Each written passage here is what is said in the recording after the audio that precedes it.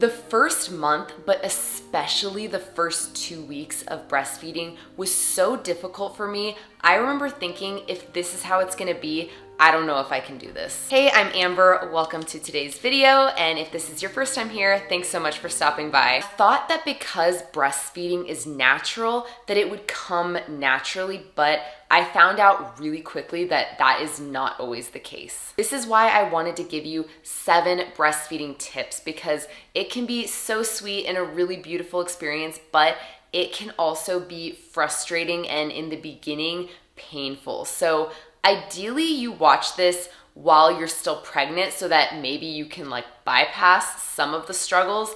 But if you're a new mom and you're having a tough time, all of this will still be helpful for you, because I was you. I did all of my research and learning in the thick of the struggle. I do just want to mention 2 things really quick. The first is that I did end up exclusively breastfeeding my son until he was 6 months old and started solids. So this did have a happy ending for me. These things that I'm going to tell you really helped me. And second is to please keep in mind that I'm not a professional. I'm not a lactation consultant. These are all just based on my own experience. The first tip is to do some research about breastfeeding. Again, ideally you want to do this before you have your baby, but if baby is already here, this is still a really good step to take. You're watching this, so that is a good sign, but there's lots of other videos and there's books. I'll link a couple down below for you to check out. When I interviewed my doula, she gave me a list of books to read, and one of them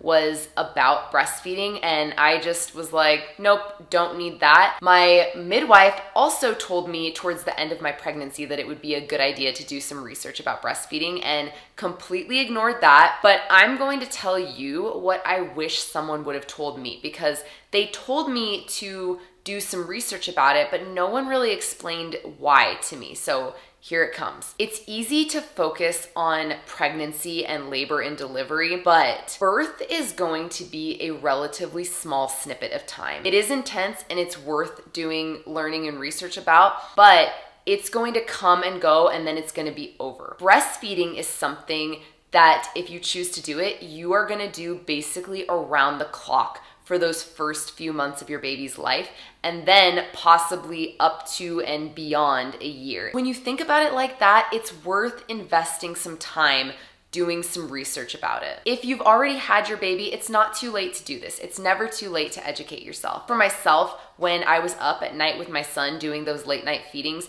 it really helped for me to read about something that I was kind of interested in. And I feel like when you're a new mom, these kinds of things are interesting, and that helped me actually not fall asleep when I was feeding him. The second tip is to ask for help with breastfeeding from your provider. Again, I'm gonna split this one up into pregnant mamas and new mamas. So if you're pregnant, you can let your nurse or midwife know when you're in labor that it's something that you'd like help with. Or if you forget, you can always let them know afterwards. My midwife and doula offered to help me about 20 minutes after I had my son, and I'm glad they did. 1, because I needed the help, and 2, because I don't think that that's something I would have even thought to ask for help with. So if you didn't know, now you know, you can ask for help with that. And I think that the nurses at the hospital helped my sister as well. So you might get help without even needing to say anything, but when it comes to things surrounding your birth, I just think it's better to communicate your expectations and not leave anything to chance, so that way you get as close to the birth experience that you want as possible. If you've already had your baby and you still have some postnatal visits left, then you could always ask your provider for help during those. Unless you are really struggling, then the next tip will be more relevant for you. But before we get there, if you are enjoying this so far and you're finding it helpful, please hit that little subscribe button down below. I would love to see you around here more often. The third tip is to pick out and or go see a lactation consultant. If you're pregnant, I would really pick one out now. This way you have time to see how much your insurance covers, if the lactation consultant actually takes your insurance, and then how much would be due afterwards out of pocket. And this way, if you end up needing to go see somebody, the legwork is already done and you can just go straight to booking an appointment. I have kind of mixed feelings about lactation consultants, because it seems like a lot of them push just getting a tongue and or lip tie released, which in some circumstances is necessary, but from my understanding, it's not always necessary, and it probably shouldn't be like the first thing that someone goes to unless it's like a really, really severe tongue or lip tie. But my first experience with the lactation consultant that I saw was really positive. She actually offered me lots of different tips and tricks for breastfeeding that really did end up making a difference. I think it's also good to keep in mind that while you can get help from your provider, because most providers do have like some basic knowledge around breastfeeding, if you're really having a tough time, a lactation consultant might be the way to go, because their entire job is centered around breastfeeding. The fourth tip is to get a nursing bra. I was convinced that I would be able to get away with just wearing my bralette because I have like a smaller chest, and so I was like, no, I don't need anything else.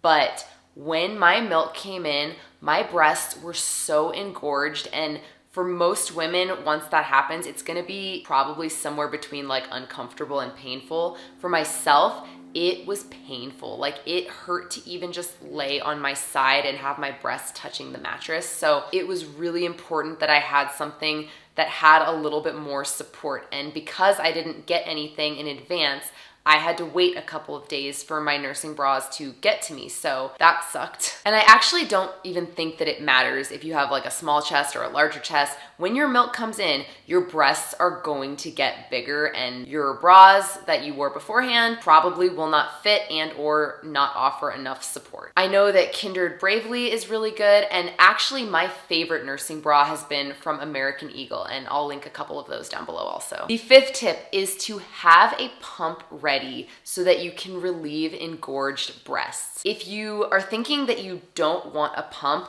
I would really just get one anyway, because if you have insurance, you can usually get a really good one for free or for really cheap.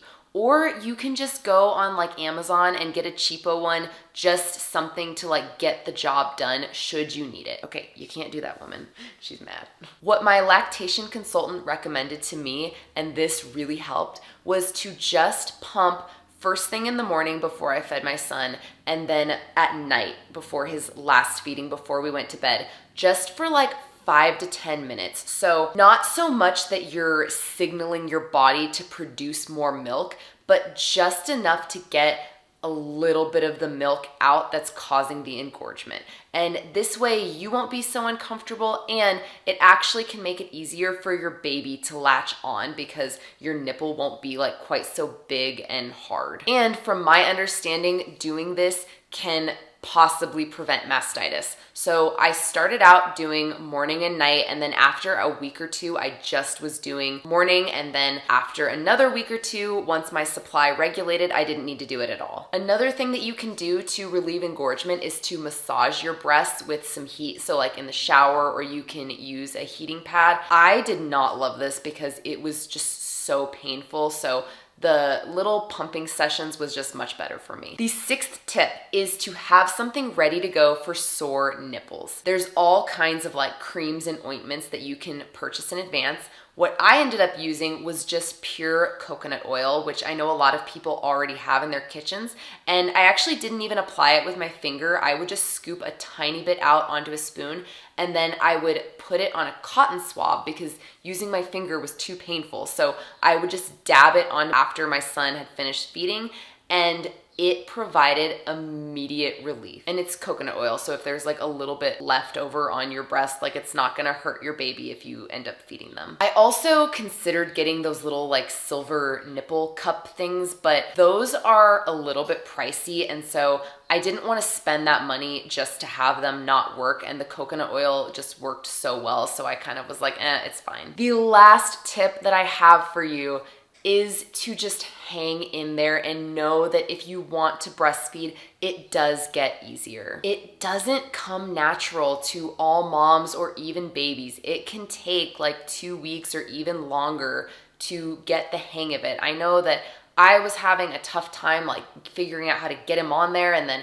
my shoulder was getting really sore from being like this, and he had a hard time getting on there, and then the milk would come out faster than he could drink, so he'd like pop on and off, and milk would be squirting everywhere, and it was just really frustrating. But within that first month, all of that improved and got better. And it might be painful for those first couple of weeks, even though every website that you read is gonna say that it shouldn't be. But at this point, I have heard tons of different women say that the first couple of weeks was really, really painful. So I personally think that it is much more normal than some of the professionals will have you believe. And this is important to remember so that you're not like freaking out and thinking that something is wrong if it is painful for you. When you stress out about all the things that possibly could be going wrong, that can affect your milk supply. So just take a deep breath. When your baby latches on,